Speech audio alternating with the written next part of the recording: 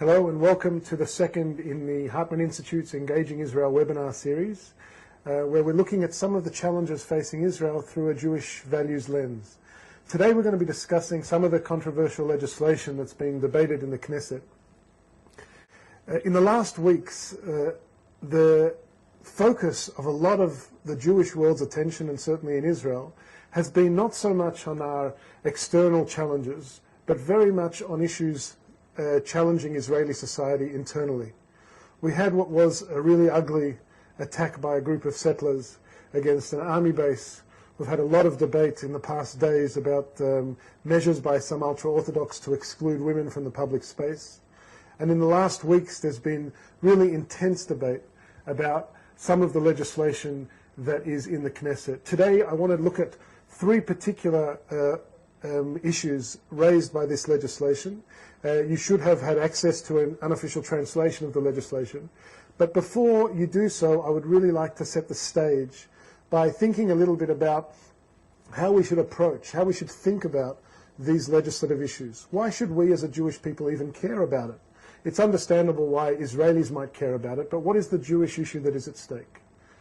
And I think the Engaging Israel project itself makes the following basic claim, that if we are serious about treating Israel as a project of the Jewish people as a whole, and if we're serious about the idea that Israel is the home of the Jewish people, then all Jews have a stake in what kind of values are expressed in Jewish society, how as a sovereign state we give expression and what to the values and principles we would like our state and our people to embody. There may not be complete parity in that discussion between Israeli citizens and Jews around the world, but it's a citizen that all of us, it's a discussion that all of us should care about, because what is at stake is really the future of our people and the future of Judaism itself. Until now, I think the discussion about this legislation has primarily been a discussion that is very public relations focused. A lot of people compare and ask the question, are there other countries that have legislation similar to this? France has legislation against women wearing the burqa, the headdress. Switzerland has legislation about minarets and mosques. And the comparison has been, well, can we be like other countries? But in the Engaging Israel project, we're asking a different question. We're not asking whether we are okay because we're like other countries. We're essentially asking whether this is the kind of society that the Jewish people want to have. And it's very much an internal discussion, not a PR discussion. And I think a few things are important to appreciate about this issue as we discuss it. The first is that this legislation isn't happening in a vacuum. Those who propose the legislation, the different legislations we'll be talking about, are coming at this out of a strong sense that Israel's legitimacy is under assault, that there's really a double standard in the treatment of Israel throughout the international community, with calls for boycott and divestment and delegitimization, and it requires a response. And these politicians who have raised this legislation are raising it in that context. It's not a theoretical discussion in some ivory tower, but it's a discussion whether this legislation is an adequate or wise response to these kind of challenges. The second aspect in which I think some of the discussion has been held in a vacuum so far is that a lot of it has taken place without real familiarity with the legislation itself. And at the Hartman Institute, and in the Engaging Israel project in particular, we want to deepen the Jewish conversation. And to have a serious conversation, you simply can't have it without looking at the text of the legislation and engaging this really on its merits. Obviously, the views I'm going to express today are personal views. These issues are complex, and there's a whole range of perspectives on this issue. But hopefully, through discussing this, I want to invite you into a conversation that begins to ask a question, not just how do we respond to these challenges, but with what set of values we respond. What does it say about Israeli society that we respond to these values in one way or another? With what set of principles and what instincts are we bringing to this debate? Now, one of the most important things to know about the legislation in general is that most of this legislation hasn't actually passed. And I think it's reasonable to assume that most of it will not pass in the Knesset. And to some extent, the proposal of the legislation has raised this storm and this furor both in the Jewish world and internationally, a lot of media coverage. And yet at the end of the day, it is quite likely that a good part of the legislation will be shelved or won't be adopted. And it's important to keep that in mind, because it's not as if most of the legislation is already on the books. Having said that, I'd like to begin to work through 3 pieces of legislation and just discuss a little bit about what is at issue. The first legislation I wanted to talk about is actually legislation that has passed into law. It's the law to prevent damage to the State of Israel via boycott. It's item number 9 actually on your list. And I want to talk a little bit about what the law actually says and what the issues it raises are. So this law, I think, in order to understand the context of the boycott law, it's important to understand that it comes because of calls in Israel and outside of Israel to boycott either Israeli products or Israel as a whole. We've had calls for academic boycotts, for cultural boycotts, for economic boycotts. And there's an attempt here to kind of dissuade boycotts. One of the main triggers for this legislation, I believe, was a call by many artists in Israel to boycott performances at the theatre in Ariel, a settlement in the West Bank. Now, as I said, this legislation did come into force in July of this year, but at the moment it is actually pending appeal before Israel's Supreme Court, sitting as the High Court of Justice. And I think it's a real question whether the court will actually invalidate the legislation or not. We'll need to see what the position the Attorney General takes in defending this law before the court, and there will be a very interesting debate in the court as to whether the legislation itself passes. In short, the legislation establishes the following principle, and I think I'd ask you, if you have the text with you, just to look at Article 2. And Article 2 says that a person who knowingly publishes a public call for a boycott against the State of Israel, and if you look at the definition in Article 1, a boycott against the State of Israel means an economic, cultural, or academic boycott based on someone's affinity with the State of Israel or of institutions or areas under its control. And in those situations where there has been such a call for a boycott, where according to the content and circumstances of the publication, there is a reasonable possibility that the call will lead to a boycott, and he who published the call was aware of this possibility, he will be considered to have committed a civil wrong. Essentially, the main thing this law does is to enable civil lawsuits to be brought for damages against those who called for a boycott in specific circumstances. The law continues to limit the access to funds and certain privileges that those calling a boycott can have under specific regulations.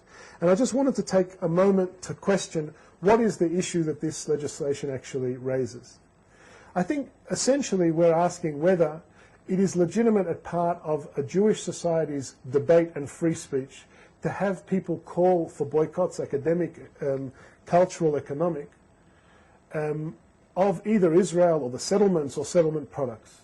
Is that something that crosses the line of free speech? Or are we a society that wants free speech to be broad enough to include the call of boycotts?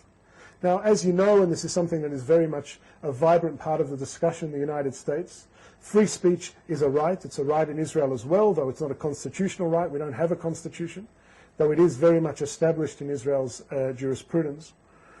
And there are limits to free speech. There's limits with respect to libel. There's limits with respect to incitement to violence. And the question we need to ask is whether the call for a boycott against Israel crosses that threshold and comes into free speech, which should be not outlawed criminally, but should give rise to a claim for damages.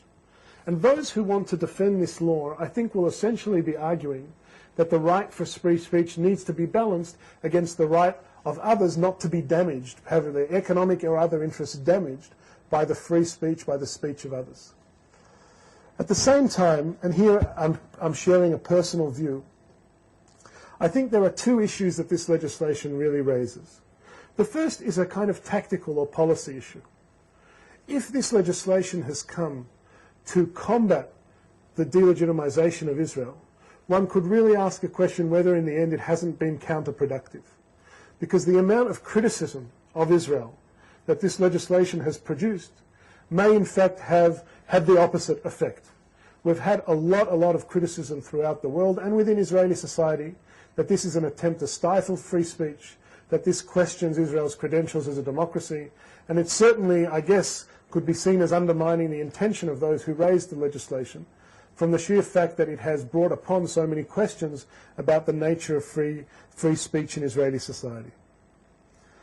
But the second issue, I think, is to ask ourselves, as a Jewish state, how vibrant do we want the discussion to be here? How many risks can we take in the nature of our free debate?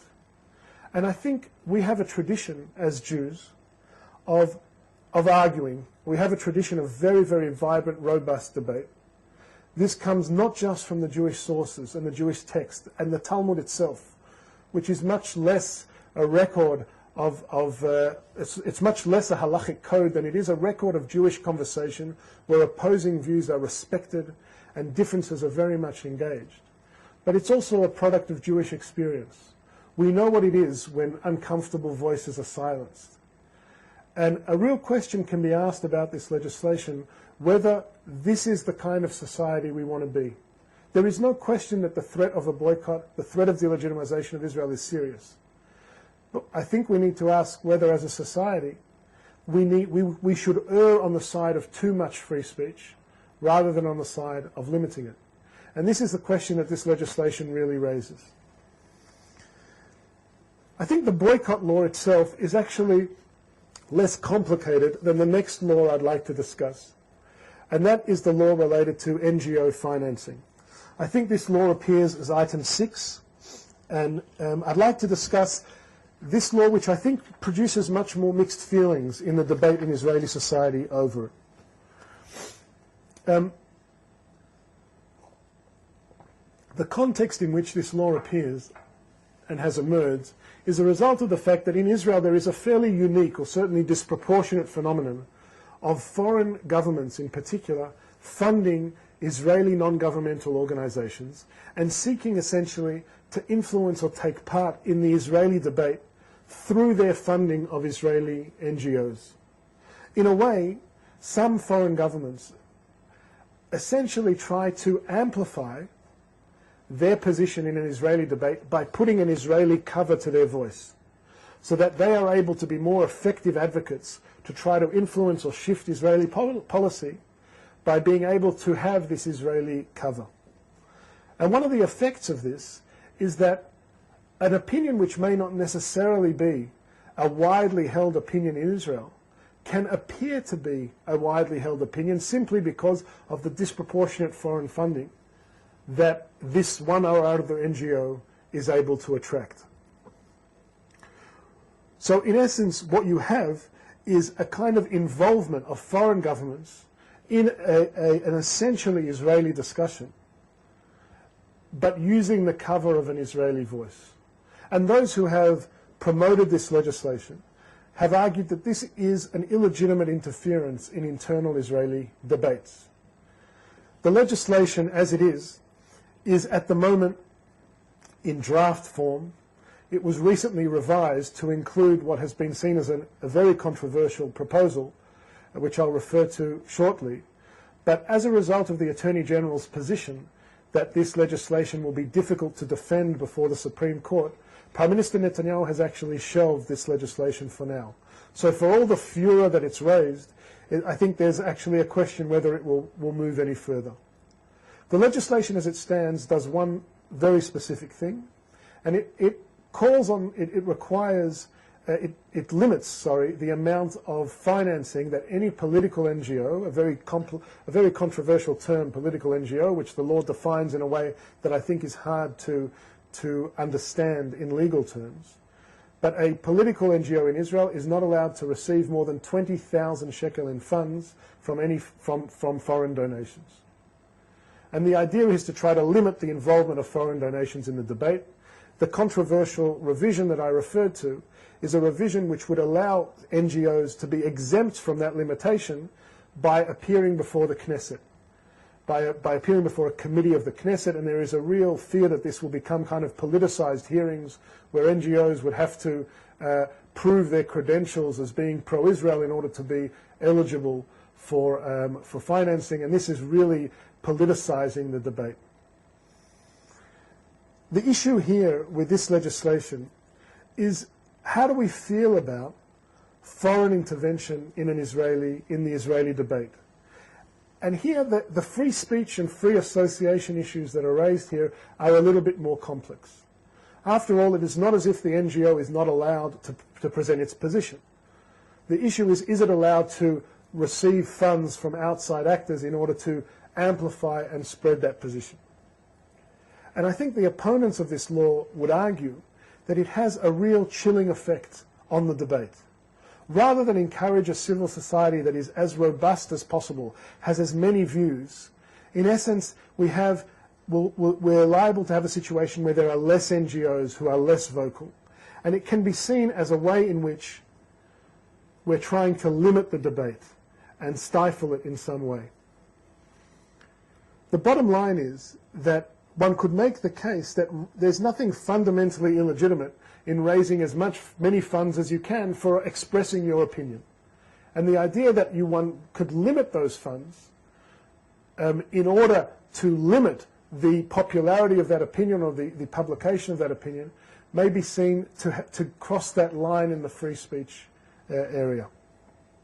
Here too there is both a values issue and a kind of tactical policy issue. The tactical policy issue is the same, in that are we in the end being counterproductive here by producing laws which attract so much criticism that in the end we're having more criticism about a law that tries to limit the foreign funding than we would be if we just let foreign funding continue as it has. And the second issue, I think, goes back to, again, this idea of the vibrancy of debate in Israeli society.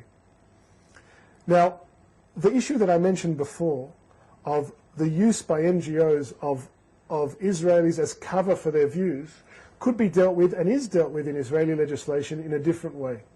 We already have legislation that was adopted earlier this year that requires transparency about funding from all Israeli NGOs. Israeli NGOs are required to report quarterly on who is providing their funding, and their publications are meant to specify what funding they receive from which bodies, so that the public hearing these views is able to know, is this a view that is simply expressing the view of an Israeli organization or of members of the Israeli public, or is there also foreign involvement in the debate? And one could ask also whether this idea of foreign interference is so illegitimate. Is it possible to consider that perhaps a debate and any argument raised should rise and fall on its merits, rather than ask, who is it that is bringing this position? Provided that we know who is engaged in the debate, that someone isn't trying to cover their identity and using an Israeli surrogate to make their opinion, perhaps a more vibrant Jewish discussion more matches the kind of Jewish society we would want to have. And so I think perhaps one of the ways in which the debate has taken place in Israel is whether the real issue here is transparency or whether it's foreign funding. And here too, as I said, though there is draft legislation, at the end of the day, I think Prime Minister Netanyahu has heeded the advice of the Attorney General and has taken the view that, at least for now, this legislation of limiting foreign funding is inappropriate. We've talked about two sources of legislation that are really challenging us to look at how rich a discussion Israel can afford to have, how vibrant, in an atmosphere in which there is a double standard and there is a challenge to Israel's legitimacy. The third legislation I'd like to discuss takes a different tack, but also looks at the assault on Israel's legitimacy. And this is a very, very interesting and complex law, which was presented by primarily Avi Dichter from the Kadima party, which was a basic law, the nation state of Israel as the nation state of the Jewish people. This is item number 8 in your materials. Now, as you know, and I think this has been part of the debate for several years now, there is a sense of a real question about whether Israel is recognized as the home of the Jewish people, the place where the Jewish people realize their self-determination rights. And this law claims, according to its proponents, to remedy or partially remedy that assault on Israel's legitimacy. Just a word about its status. I should say, by the way, that this is a law which is so complex it really deserves its own seminar, its own lecture series. It raises a whole lot of issues. I'm only going to focus on one of them. The status of the law is it was actually promoted, as I mentioned, by Avi Dichter as part of the Kadima party, but it was voted down in the Kadima faction headed by Tzipi Livni. Member of Knesset Dichter says he's going to bring a revised version of the law, but he hasn't yet done so. And so essentially this law is frozen. And it too, though it has raised tremendous controversy and has already been treated as if it's been adopted as legislation in a lot of the debates about it, it actually hasn't gone any further. The most, I think, controversial and interesting part of the legislation appears in Article 1 and 2.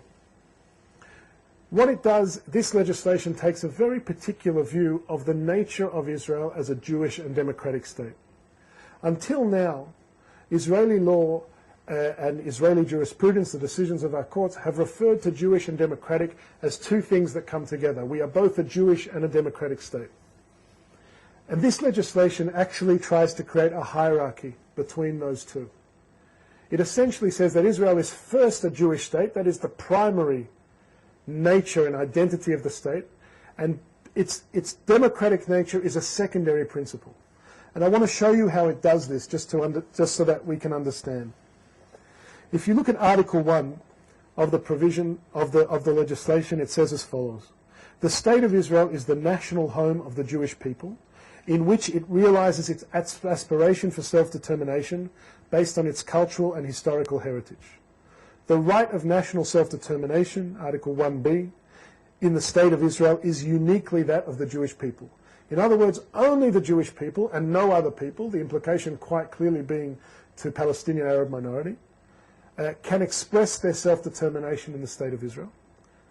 And Article 1c says that the text of this basic law or any other legislation is to be interpreted in light of this clause. In other words, when interpreting any other legislation, one should give preference or take guidance from the fact that Israel is a Jewish state, is a state where the Jewish people realize their right to self-determination. Only in the second clause, which doesn't have that preferential treatment, does the legislation say that the state of Israel has a democratic regime. So here you see quite clearly how the legislation creates this hierarchy. Israel is a Jewish state. That is how, when you have legislation or issues that need to be decided, it should be interpreted in that way. And the regime is more of a technical matter. It is a democratic regime as a technical matter. The law continues to refer to ways in which Israel is a Jewish state, in terms of its symbols, its language, the right of return, and the law of return, and a whole set of other issues like that. But I want to focus particularly on this issue of hierarchy, because it raises three, I think, very big questions. Two of them appear to be more procedural in nature, but they are actually, I think, really important when we kind of try to discuss how Israel establishes its national identity. The first, I think, is a question of principle. Should the national identity of Israel be determined or dictated by legislation? Is law the right tool by which we state what the national identity of Israel is? Or is this something that is the natural, almost organic result of the kind of society that we are? In other words, is identity, can it be even created in principle by legal stipulation? Or is it something that grows out of the society, the education, and the way in which people view themselves? And this touches on a separate issue, on a connected issue, whether even if one thinks that there is room to have Israel's character defined by legislation, whether doing so at this time in Israel's present reality is feasible or counterproductive. Does the attempt to kind of push through legislation Israel's character as a Jewish state, will it have the effect of unifying and creating one identity? Or will it fragment and risk threatening the social fabric of Israeli society? will it bring paradoxically, will it bring Israel's identity more into question as we try more and more to focus on forcing or pushing what that identity is, than it will actually cement it? And there's a real issue here whether, when law doesn't reflect reality completely, or the reality that is held by enough of the citizens, whether in the end its effect is counterproductive. And there's a fundamental distinction that needs to be kept in mind here between stating what the identity we want Israel to have is in legislation and actually advancing that identity in practice. And it's possible that the opposition that these kind of attempts produce undermine Israel's national identity more than they advance them in practice. Those are two kind of procedural questions. But the bigger question is whether this hierarchy between Jewish and democratic, giving preference to the Jewish, is something we really think should be embraced. As I mentioned, since Israel's founding, the idea of Israel being both Jewish and democratic is seen as a package deal. One cannot go without the other. These are the two fundamental principles of Israeli society, and when we give preference of one over the other, we are really challenging something that has existed in Israel's social fabric from the beginning. When we say that Israel is a Jewish state, what we mean essentially, I think, is that Israel is the state in which the Jewish people realize their rights to self-determination. But we do not mean by that at the same time the Jewish majority, which has a right to express itself in the public sphere, doesn't have an equal obligation to preserve the rights of the minority and ensure equality for all its citizens.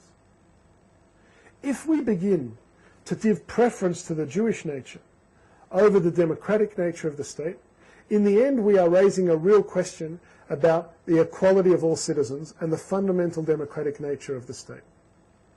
And I think this legislation comes from a misunderstanding that many people have about what it means to be a Jewish and democratic state. Many people think that to the extent that Israel is a Jewish state, it cannot be democratic. And to the extent to which it is a democratic state, it cannot be Jewish. And this, I think, is founded on a misunderstanding of what democratic is and what Jewish is. Democratic does not mean that the national identity of the majority cannot be expressed in the public sphere. In a way, being democratic also means that Israel, which has a Jewish majority, gets to be a Jewish state. It gets to express, the Jewish majority gets to express its identity in the public sphere. So the idea that Israel is Jewish in that sense is itself a democratic principle. And at the same time, the idea that Israel is democratic, that the minority in Israel and every citizen has equal rights, is itself not just a democratic ideal, but a Jewish one as well. And it should be a Jewish one, both because of the incredible emphasis that our tradition places on treating the other and how we treat the stranger, and also because throughout Jewish history, we know perhaps better than any other people in history what it is to be a persecuted minority. And unless we put Jewish and democratic on an equal footing, we challenge both the Jewish nature of the state and the democratic nature of the state.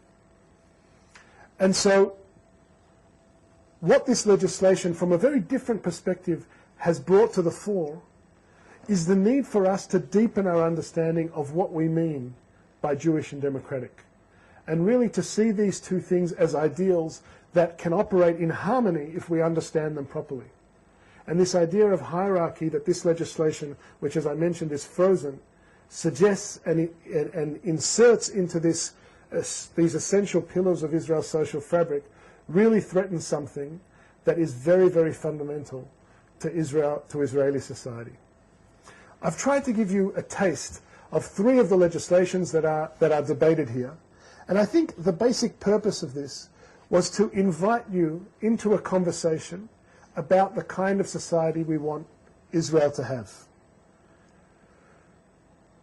To some extent, the very fact that there is a vibrant debate in Israel about these issues is testament to the vibrancy of Israel's democracy. But that doesn't diminish from the problematic nature of this legislation, of some of this legislation, and the need for us to take seriously not just how we respond to the legislation, but what it says, what this legislation or other legislation says about us as a society and as a people. A little while ago I wrote a piece for the Haaretz, which appears also on the Hartman website, about Jewish attitudes towards vibrant debate. And something which I said at the beginning about this nature that we see, something we see so clearly in the Talmud, about trying to encourage and respect opposing views. I mean, there are other trends somewhere elsewhere in the Talmud, but the overwhelming spirit of Jewish society, and I think something we can be justly proud of, is how we are not afraid of vigorous debate. The challenges that Israel faces in the assault on its legitimacy, in the double standard, are real challenges. But there's a question whether the best way to handle those challenges is by trying to limit the debate. Sometimes, when you are so preoccupied with limiting what people can say, you actually project weakness rather than strength. And you invite greater assault. You don't betray, you don't broadcast any confidence. And in the end, when all we are asking ourselves when we adopt this legislation is, what is the most effective response? How do I respond to the threat? And we're not asking with what values and principles I respond to the threat. What kind of society am I creating by responding in this way? What am I educating my children as is valuable when I respond in this way as opposed to this way? We may in fact be weakening ourselves. And I think one of the things at the heart of the Engaging Israel project is to appreciate that when we have a serious values discussion, when one of the questions we ask ourselves is, how does this legislation or that legislation reflect on us as a society, and what values does it promote, we are essentially strengthening our moral fiber as a society and our national character. We're not necessarily weakening it. You know, this week, of course, is Hanukkah. And Hanukkah is a story about the improbable. It's a story about how the few triumphed over the many. And it's hard to imagine the Maccabim succeeding without having this kind of internal faith in their capacity not just to have a knee-jerk response, but to transcend what was probable. To ask themselves, what higher value, what great thing can we aspire to, even if there are threats around us and even if the issues are challenging. One of the great challenges I think we face today as a society is whether we are going to allow those who threaten Israel to lower our expectations of who we can be as a state. And in some ways, if we can channel the spirit of the Maccabim, what we should be aspiring at least to achieve is to not allow our enemies to lower our expectations of ourselves, to actually try to transcend that and never let us lose sight of the kind of values and principles we want to embody as a society. That not only, I think, is the Jewish response to these challenges, but is actually a response that will probably strengthen us against those threats. I hope you enjoyed today's webinar series. I want to wish you a really wonderful Chanukah, Chag Urim Sameach. I hope that all of us can channel the spirit of the Maccabim in the sense of asking ourselves how we transcend what seems to be the natural course of events and aspire to something a little bit greater, even if it's improbable.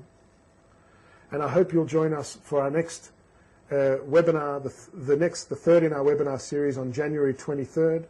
Details will be available on the iEngage website. That's iengage.org.il.